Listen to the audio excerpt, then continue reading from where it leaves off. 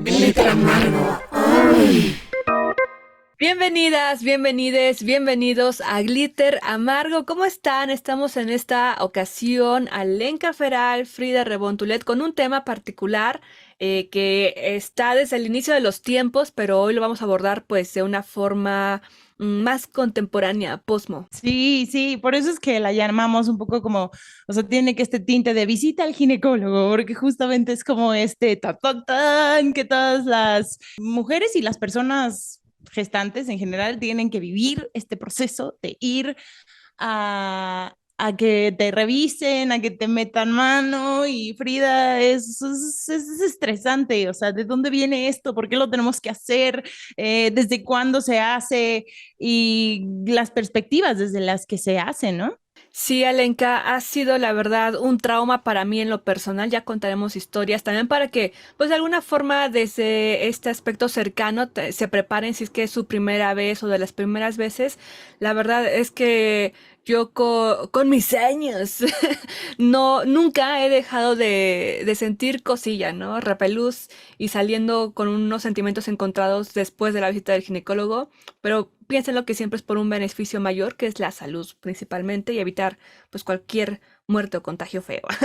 Entonces, bueno, pues tenemos los siguientes términos que les queremos compartir en la siguiente sección.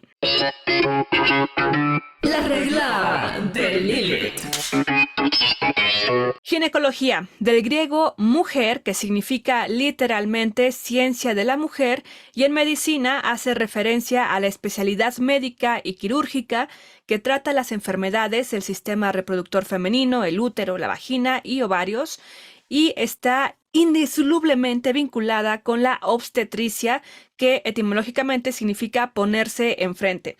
Entonces, pues ya de ahí tenemos estos dos términos que de alguna forma nombran a la especialidad, ¿no? Médico, ginecobstetra, la ginecología y la obstetricia siempre han ido de la mano, pero digamos que de una forma histórica, pues la obstetricia fue primero, ¿no?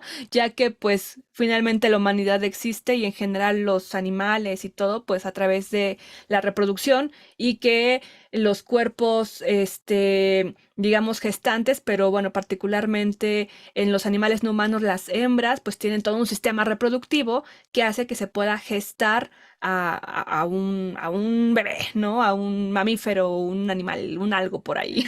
Humano, no humano, un alien. Alenka. Sí, Frida. Y ya que estamos por ahí, justamente, digamos que en el principio se asume que el parto en épocas muy remotas sucedía a solas, ¿no? Ahora sí que muy como los animales a solas, sin ayuda, que de alguna manera estabas expuesta a la intemperie y a los animales que podían llegar a comerte a ti o a tu bebé. Y se dice por ahí, este es un dato curioso que encontré, que se asume que sucedía sin gritar, sin externar el dolor, justamente para tener cuidado de que pues no te fueran a encontrar, no te fueran a agarrar, ¿sabes? O sea, como los animales lo hacen, Free, como muchos mamíferos lo hacen, que ves a las mamás teniendo a los perritos y, ¿sabes? Como está donde, como, y estar ahí, aguantarse, y la cara de Frida es invaluable ahorita, y para no ser descubiertos. Y entonces se piensa que la esterilización del dolor de parto fue aprendido a partir de que ya te sentías protegido por un grupo, ¿no? Por ejemplo, digo, ya avanzando bastantes siglos, en un verso de Homero, Apolo dice, Apolo, hijo de Júpiter y de Latona, va a nacer. Y Litia, árbitro de los dolores, vuela a Delos donde está la tona. Esta, sintiéndose próxima a parir, se sobrecoge y abrazándose de una palmera, apoya las rodillas en el tierno césped. La tierra entonces le sonríe y nace Apolo. O sea, imagínate, Frida, esta situación de tener que, de hacer eso, ¿no? De agarrarte, de colgarte donde pudieras y ahí dar a luz, ¿no? Es impresionante, la verdad es que es un acto de suma violencia contra el cuerpo. y a la vez de ese milagro de la vida, ¿no? Ustedes saben que yo soy un poquito alejada de estos sentimientos, pues, pero es un hecho, ¿no? Que es cuando te impresionas de las maravillas de la vida, en ese sentido de ver cómo a partir del sufrimiento, de los espasmos que el cuerpo se genera, de todo ese cambio morfológico que hay en tu ser, para poder dar ahora sí que a luz, alumbramiento a un nuevo ser y de alguna forma, esto que mencionas tú del dolor, pues también ha sido muy castigado por las élites, ¿no? En tiempos, pues, de los Esforza, de las dinastías y demás. E incluso a la fecha, bueno, se considera que las princesas o reinas o gente noble, digamos, no puede emitir ningún signo de dolor, de grito y demás, porque no es propio, ¿no? De alguien de su talla, ¿no? Estarse quejando al dar nacimiento porque es símil como a una virgen, ¿no? Que está de forma divina alumbrando. Entonces, bueno, desde esa parte también lo podemos ver en esa cuestión, pero en la cuestión de la sobrevivencia, pues se me hace bastante lógico y como tú lo mencionas, de alguna forma al estar acompañados también uno expresa su dolor más fuerte, ¿no? Porque siente ese cobijo tal vez de apoyo, pero también cuando uno está solo y se golpea a cualquier zona del cuerpo, pues, también echas un gritazo, ¿no? Entonces yo creo que de alguna forma pues aunque quisieras gritar con todas tus almas, pues sí te lo aguantabas para no llamar la atención y que te comieran a ti y también a tu bebé recién nacido. Es una realidad que, o sea, bueno, esto que mencionas de que ya estar acompañado, ese es el momento en el que nace la obstetricia. Entonces, o sea, el estar acompañado por un otro y que te ayude, que en especial, pues sí eran las mujeres las que ayudaban a otras mujeres, especialmente mujeres que ya habían pasado por ello, y pues es justo el proceso de cuidar durante el embarazo, o sea, primero era en el parto, pero ya con el tiempo, pues fue en el embarazo, el parto y el puerperio, ¿no? Que es justamente cuando estás empezando con el bebé recién nacido y la lactancia y todo lo demás. Entonces, pues en un principio sí se pensaban mucho como en los dioses, o sea, buscaban en parte de estos procesos de nacer en la ayuda de los dioses, magia, brebajes y ritos, y también mucho ensayo y error, ¿no? Pero, por ejemplo, hay un dato de que es de que en Egipto, en el papiro de Ebers, en 1550 a.C., contiene compendios médicos, información ginecológica de la época sobre distintos temas que tienen que ver con la mujer, como los prolapsos, que es como la caída de una parte del cuerpo, de las paredes del útero, o por ejemplo, había también imágenes, o sea, describían cómo curar cuadros de irritación vaginal y de cómo provocar un aborto. Y justo el parto era atendido por mujeres en cuclillas, en el suelo o sobre ladrillos, que es la posición más natural para tener un bebé, Frida. O sea, ya con el tiempo eso se fue deformando, especialmente en otro capítulo tenemos todo ese detalle, esa historia curiosa de cómo por un rey fue que se empezó a acostumbrar a tener los bebés acostados, porque, o sea, ya cuando había médicos y las mujeres ya no eran las que les ayudaban porque las habían hecho a un lado para que el rey pudiera ver cómo nacían sus hijos, ¿no? O sea, que era, y por eso es esta posición antinatural que seguimos utilizando y ya cada vez menos, pero hasta la fecha se está utilizando. Pero bueno, los estimulantes para el parto, por ejemplo, entre los egipcios, eran la sal, cebolla, aceite, menta, incienso, vino, cáscaras de escarabajo y tortuga. Y ya para el 1500 antes de Cristo aparecen entre los egipcios y judíos cosas, ya formas muy higiénicas alrededor del parto y de la exploración de los genitales de las mujeres. Por ejemplo, ahí fue en Egipto donde se hicieron la primera cesárea, que todavía no era llamada cesárea en ese momento, eso fue mucho después, pero fue post-mortem, o sea, como que ya se había muerto la mujer y entonces la abrieron para ver qué onda con lo del bebé. Por ejemplo, en Grecia y en Roma, ya había una ley en algún momento que era obligatorio extraer de cualquier mujer muerta que hubiera estado en gestación el feto. Entonces, o sea, tenían que extraerlo sí o sí. Ya para el año 400 nació el estudio de la anatomía del hombre y los animales, que es la base de la medicina científica que conocemos ahora. Y Sorano de Éfeso, que es el 138 después de Cristo, fue considerado el padre de la ginecología y la obstetricia y escribió un escrito que se llamaba Sobre las enfermedades de las mujeres. Y ahí incluía un tratado sobre el parto y que se usó como guía, Frida, por 15 siglos, como proteger el perine en el parto, que es un procedimiento muy semejante al que todavía utilizamos ahora, que es como de cortar ese espacio por donde va a salir el bebé justo para que no tengas un desgarre hasta el ano, y luego coserte. Y bueno, también 7 instrumentos para destruir fetos muertos y extraerlos. Imagínate, o sea, las mujeres que ya tenían bebé, muerto el bebé o no se los podían sacar, tenían que extraérselos. Entonces había estos instrumentos para cortar al bebé, al feto por dentro y sacarlo. Y en esas épocas en Roma era frecuente la práctica del aborto criminal y él fundó las indicaciones de la interrupción del embarazo. En la Edad Media, después, al parecer, muchos de estos conocimientos se perdieron y hubo como un retroceso y justamente como una onda ahí como muy extraña donde todo empezó a ser mucho más oscuro. Ya en el Renacimiento, otra vez empezaron a extraer todos estos conocimientos y la cesárea.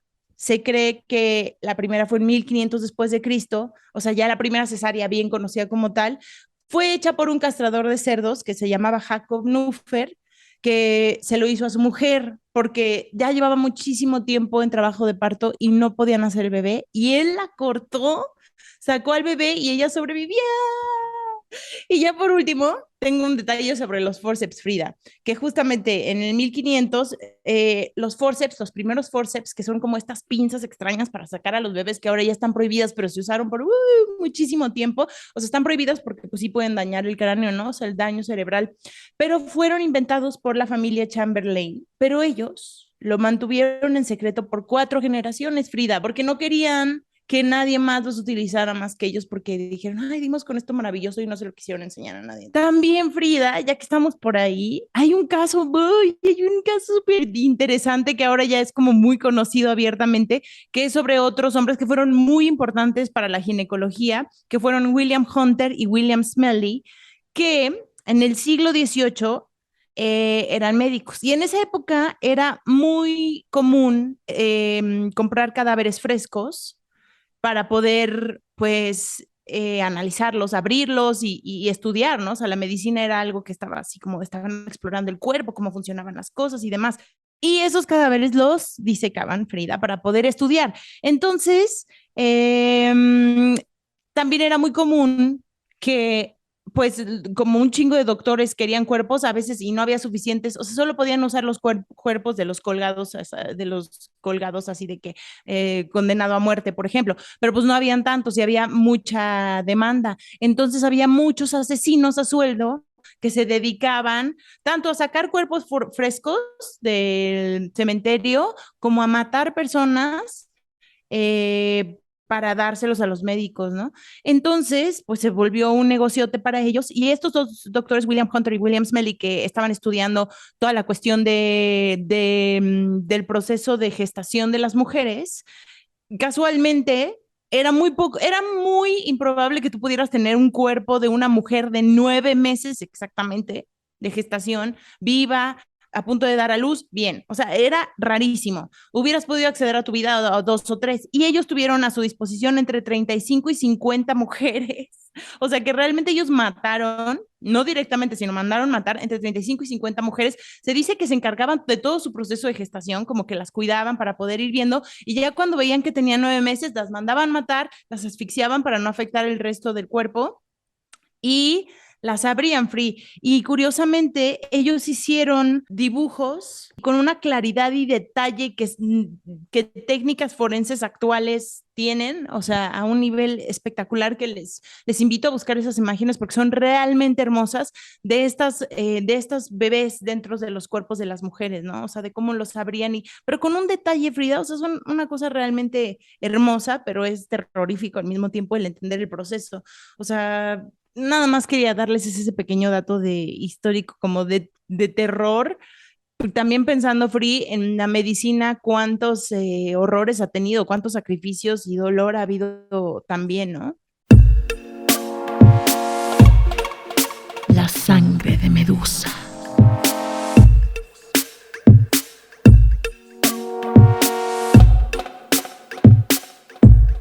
Sí, Alenka, entre ellos pues también sí, condenar a las mujeres por querer hacer lo que cualquier, en teoría, hombre libre podría hacer en su momento, ¿no? Remontémonos a la antigua Grecia y les mencionaba ya también a Agnódica o conocida como Agnódice, quien fue pues la primer médica ateniense y en la historia, bueno, lo que se tiene registro, ¿no? En la historia, partera y ginecóloga como tal, ¿no? Decir, soy doctora y soy ginecóloga, es la primera en el registro. Y pues justamente se le enjuició porque sus colegas doctores dijeron, no, ¿cómo es que esta persona está teniendo tanta fama? Ya no tenemos clientes, ¿no? Porque también es un mal término, son pacientes. Este, y entonces, ¿qué hacemos, no? Porque ellos ya sospechaban de ella. Les voy a decir por qué. Pues porque en ese entonces estaba con la pena de muerte, estaba penado de muerte, de pena capital, es ser mujer y estudiar medicina. Entonces, Agnódice dijo, bueno, yo quiero hacer esto, ¿no? Y aparte porque veo que las mujeres sufren y tienen una serie de complicaciones y no entendemos por qué en torno al parto, ¿no? Al nacimiento, todas estas cuestiones. Y entonces lo hizo. Para estudiar en la academia se trasvistió de lo que se ve o aparenta ser un hombre, ¿no? Pantalón, sombrero, qué sé yo, en esa época de la antigua Grecia, bueno, su batón, este, se trasvestió como hombre, estudió medicina, se especializó en la ginecología y empezó a ejercer. Y ya sus colegas de alguna forma como que le tenían mucha envidia, le denunciaron y entonces ella, sabiendo que la podían matar, dijo, ah, la denunciaron porque decía, es que abusa sexualmente de sus pacientes. Y ella fue como de, no me pueden hacer esto. Entonces prefirió salir, ¿no? De ese atuendo de hombre y decir, soy mujer, no abuso de mis pacientes, yo practico la medicina como debe de ser, ¿no? Mátenme por ello, ¿no? Entonces así se entregó ante ese juicio y todas las mujeres de Atenas la respaldaron, su barrio la respalda, fueron, denunciaron, hicieron una movida genial para que Agnódice no fuera pues sentenciada a muerte y pues pudiera continuar con ejerciendo la profesión y a partir de ahí es que se derogó esa ley de que la pena capital por ser mujer y estudiar medicina. Y bueno, de ahí, pues ella abrió esa brecha, ¿no? Quitó esa barrera en el camino de las mujeres para que todas pudieran estudiar medicina y ser ginecólogas. Bueno, si deseaban hacerlo, ¿no? Pero que pudiera estudiar medicina. Entonces, pues sí, muchas mujeres han muerto en este camino o han sido asesinadas, en este caso no fue así, por querer estudiar, por querer aprender, por querer ejercer una profesión, una pasión también, ¿no? En las pinturas lo hemos tenido, pero bueno, de ahí hay muchos capítulos que también tenemos aquí en Glitter Amargo. ¡Glitter amargo! También es interesante cómo es que todos, todas, todes nacimos de una vagina, de una vulva, y con ello, pues también muchos también con ayuda de los forceps, ¿no? Yo ahí incluía hija de mi madre y de los forceps, pero que sí, como lo mencionas ahora, está prohibido por el daño que puede causar tanto cerebral como al cráneo, ¿no? Entonces, bueno, afortunadamente ya ha avanzado en ese aspecto. Pero sí, esto de la posición en que se hace el parto, en la cuestión de los humanos, pues de las mujeres ha sido, o sea, es natural, ¿no? Es instintiva, así se tiene registro que era en cuclillas y que de alguna forma pues asemeja a los mamíferos que conocemos, ¿no? Vemos como diversos animales, las hembras pues se ponen así como en una posición también como si fueran pues no sé, a hacer sus necesidades fecales y en ese sentido pues sale el bebé, ¿no? El animal, humano, no humano, y en ese sentido también de forma instintiva las mujeres decían como, bueno, tengo que cortar, que tengo que desprender al bebé de la placenta y es ese corte que con los dientes le rompían el cordón umbilical y ya posteriormente sale la placenta, ¿no? Esto pues ahora sí que como humanidad pues estamos aquí a pesar de guerras, batallas y muchas cosas en nuestra contra, porque realmente también quedarse con restos de placenta al interior también representa un riesgo para la persona, ¿no? Para la madre, porque puedes morir. Y también eso es importante, o sea, en tiempos antiguos, pero también en la actualidad, o sea, el riesgo de morir al dar a luz, pues era mucho más alto del que ahora es, ¿no? También afortunadamente se ha avanzado en ello, pero ¿por qué? Porque no se tenía todo este conocimiento, esos avances, la limpieza, la higiene, el dolor, o sea, todo eso, pues era como de, bueno, como las plantas, ¿no? Para que nazca o florezca la flor, tiene que morir una parte de la planta. Entonces, es muy así, es algo tan natural, tan sí, una bestialidad, ¿no? Una animalidad que tenemos en nuestro ser, el poder crear vida. Y también en ese sentido, por ejemplo, las personas gestantes que como tal, pues no se identifican como mujer, qué sé yo, pues también es una área nueva en la cual la ginecología tiene que abrirse para llevar a cabo estos procesos, ¿no? Porque bueno, ahora con lo de la objeción de conciencia en el aspecto médico y demás, pues también se está viendo esa cuestión de derechos humanos, de negar la salud a alguien más, ¿no? Para esto les recomiendo ver el cortometraje documental Victoria de Eloísa Díez, donde narra la experiencia, damos el seguimiento a un joven trans que decide ser madre, ¿no? Bueno, padre en este caso, que decide gestar a su hijo en pareja con su esposa y pues está todo el camino, ¿no? De ir y ver cómo está gestándose el pequeño, pequeña, y llevar a cabo esa gestión con éxito, salen victoriosos, por eso le ponen así Victoria, ¿no? Al bebé y la pareja, pues finalmente se ve cómo siguen en su vida, a pesar de que la sociedad, pues les castigaba muchísimo por esta cuestión social, digamos, pues sí, que a mucha gente le causa esa situación de que no solamente las mujeres físicamente en un aspecto pueden ser madres, sino que ahora sí, bueno, si tú eres una mujer y quisiste transicionar a la masculinidad, pues y conservaste también tu sistema reproductor, pues puedes gestar, ¿no? Entonces, en esta situación vemos que al menos socialmente o físicamente, en la identidad que adopta una persona masculina, pues finalmente puede tener un bebé, ¿no? Dar a luz. Entonces, eso es bien interesante, les recomiendo ese cortometraje. Y también recordemos que nuestra cultura mexica, pues la gran madre de todo es Coatlicue, esta mujer con cabeza de serpiente y faldas de serpiente, así muy, así, no sé, muy darks para la cultura y que impresionaba justamente a seres de otros territorios en este mundo. Es muy impresionante, ¿no? Ver cómo ella es asesinada por su hija, la diosa de la luna, Coyolxauhqui, embarazada. Pues nace Huitzilopochtli, que es el dios del fuego, pero ya nace todo hecho y derecho, ¿no? O sea, nace listo para pelear, como de, ¿por qué mataste a mi madre, no? Entonces nace con espada y todo, y cuchillo, perdón, y listo, ¿no? Ahí se da toda una cosmovisión y demás leyendas de aquí pues, de la cultura mexica en esta mitología, pero siempre la fertilidad, siempre hay diosas, ¿no? A lo largo de toda la humanidad que nos remiten a la fertilidad.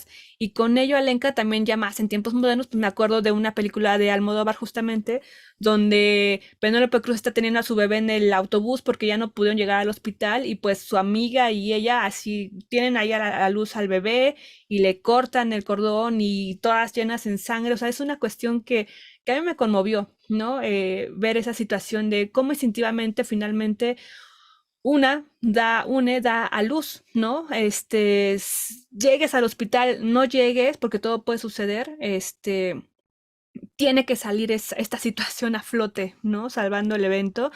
Y pues en ese aspecto sí es importante, ¿no? Creo que pasemos a esta área donde de alguna forma todo se puede agendar para que llegues a buen término, sea en tu embarazo o sea tu primera vez en el ginecólogo, ¿no? Para ir cuidando esta salud reproductiva, pero esta salud que implica, a fin de cuentas, todo tu cuerpo, ¿no? Porque al ser personas que tenemos muchas hormonas y que sí están en constante cambio por la cuestión cíclica que somos las mujeres, sí implica que tengamos que tener un cuidado, pues prácticamente de cada 6 meses iniciada una relación sexual ideal, ¿no? Pero con una vez al año está bien.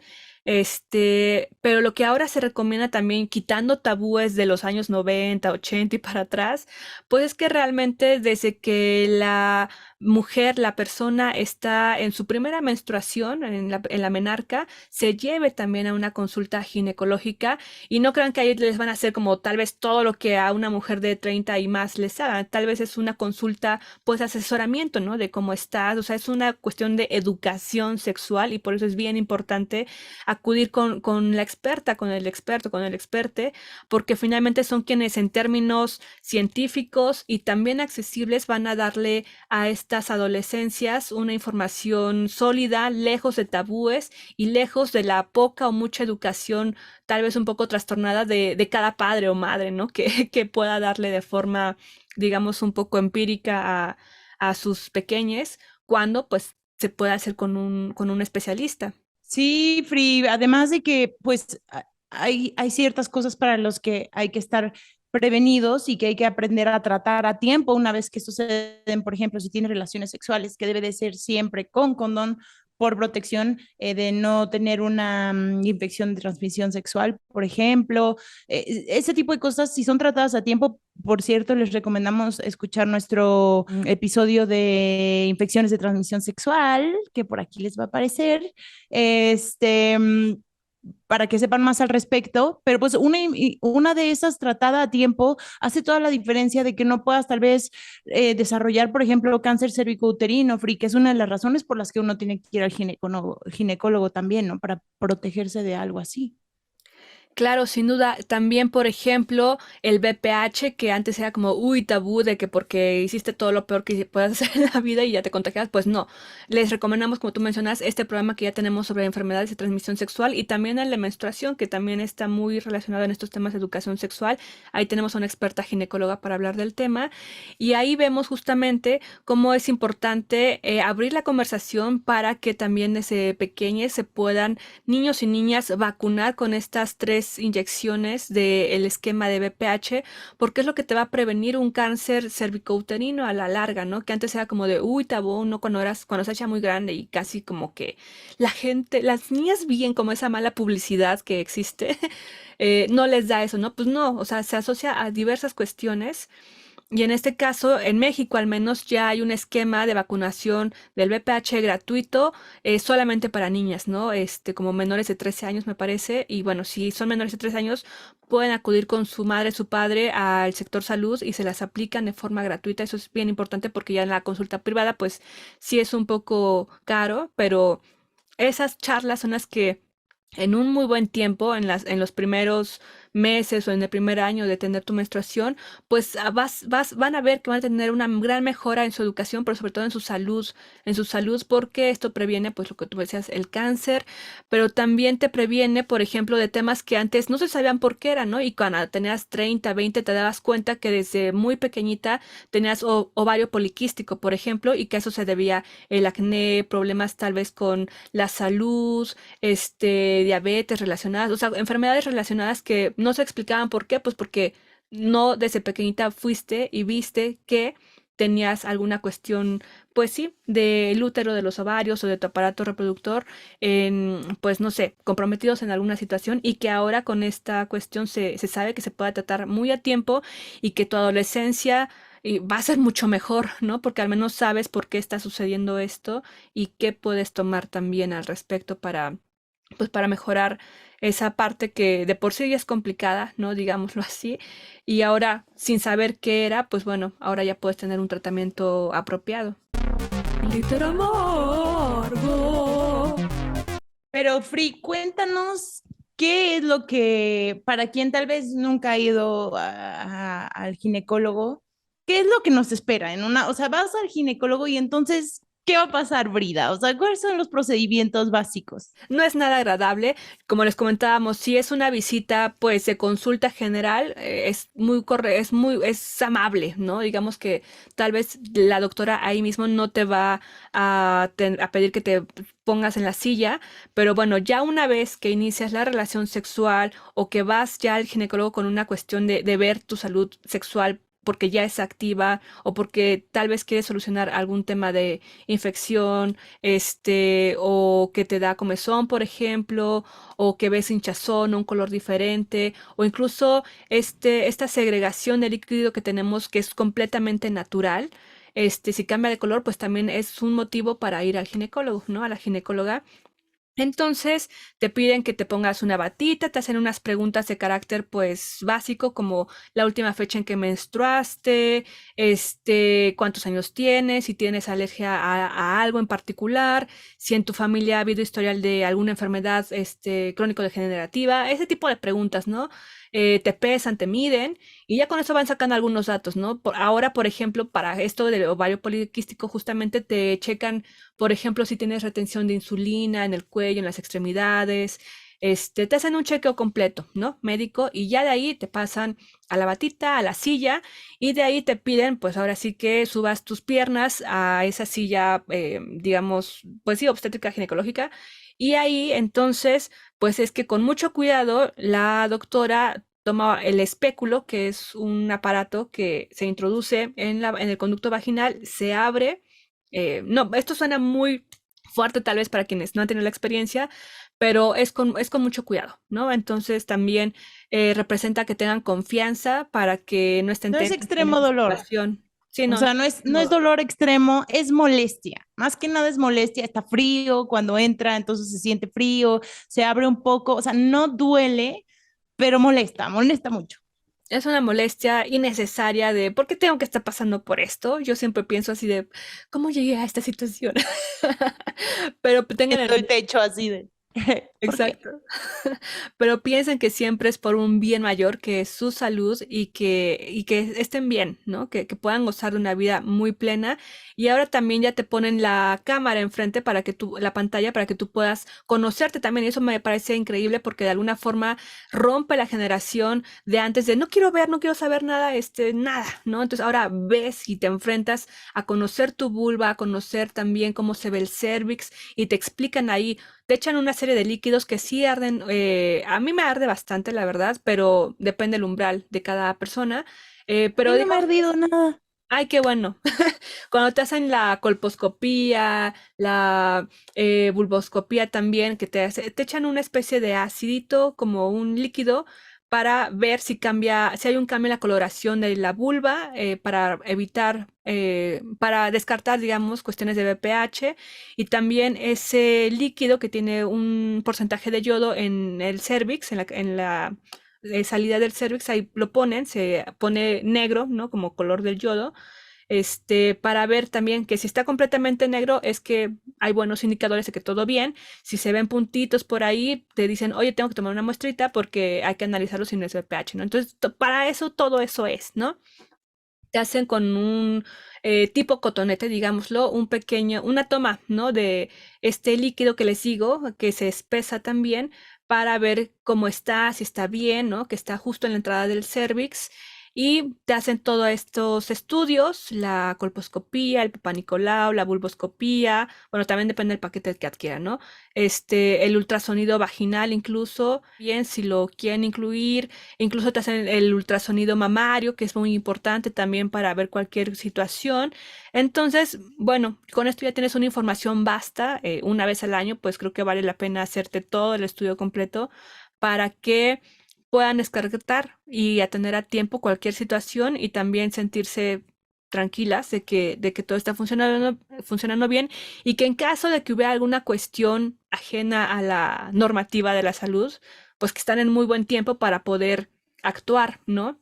Y no que nunca quisieron saber y ya pasó mucho tiempo, 20 años y pues ahí quedó, ¿no? Sí, Frida, sí, así es. Entonces, les invitamos a que no tengan miedo, que se acerquen a algún ginecólogo de confianza, de preferencia alguien que les hayan recomendado, alguien tal vez familiar o alguien que sus amigas ya hayan ido y les recomienden que vayan, para evitar como cualquier cosa extraña que luego puede llegar a suceder, y que se sientan cómodas, cómodes. cómodos. Entonces, pues sí, Free, o sea, yo creo que este ha sido como un episodio más o menos breve para hablarles de esto. También les recomendamos episodios que también tienen que ver con educación sexual, pues tenemos el de justamente la infección de transmisión sexual, tenemos el que es sobre la pornografía, tenemos uno de los primeros que hicimos que es de cuerpos eróticas, entonces les invitamos a checar por ahí todos esos otros episodios que se extienden en otras ramas tanto de la salud sexual y el placer y nuestra educación cultural conforme a cómo hemos abarcado cómo pensamos estos temas, ¿no? Como sociedad.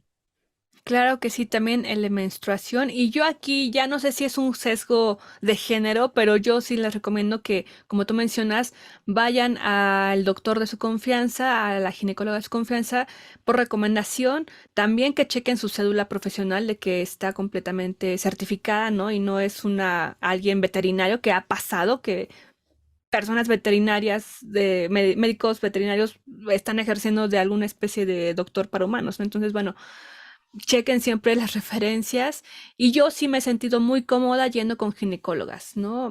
Jamás he buscado a un médico para estos temas porque siento que también el acercamiento es diferente, pero incluso también, ojo importante, aunque sea ginecóloga, pues ustedes se tienen que sentir seguras, segures ante esta situación porque la violencia ginecobstetra existe, ¿no? Y actualmente se demanda y se penaliza. Entonces, mucho ojo ahí también. Queremos escucharles sus comentarios, si ya han pasado por esta experiencia, si no, sus preguntas, dudas, miedos, no lo sé, recomendaciones, pues aquí estamos en Glitter Amargo para ustedes. Y pues nos despedimos, Alenka. ¿Dónde nos pueden seguir? Nos pueden seguir como @glitteramargo en todos lados, pero nuestra especialidad es Instagram por el momento. Así es. Muchísimas gracias, Alenka. Gracias a ti, Frida. Esto fue Glitter Amargo. Nos vemos a la próxima. Adiósito. Glitter Amargo.